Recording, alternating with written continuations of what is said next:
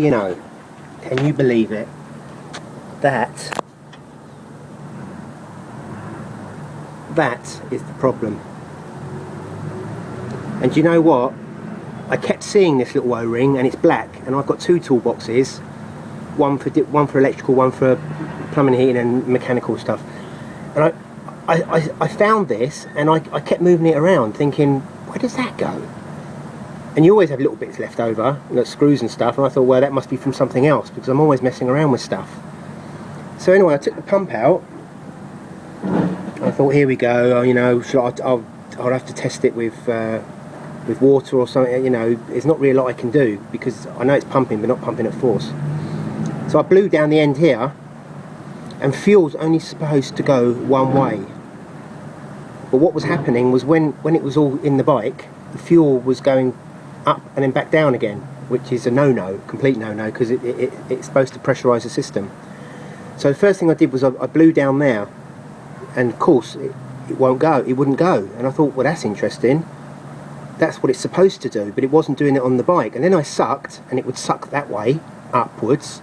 I thought, well, that's funny, because that's what that is supposed to do. Then I'm thinking, well, that pump to me is behaving like it's working.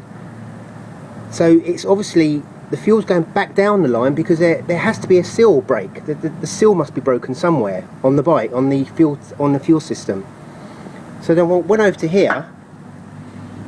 This is where the pump fits into. I looked inside there, and as soon as I looked inside there, where the end of the pump goes, that popped into my mind, because I thought that is what should go in there, some kind of seal. And that's why the pressure isn't coming out. It's hitting pressure, it's not sealed, so it's coming back into the tank. And because there's no seal, the fuel is depressurising and coming back down the pipe. There's nothing to hold it in there.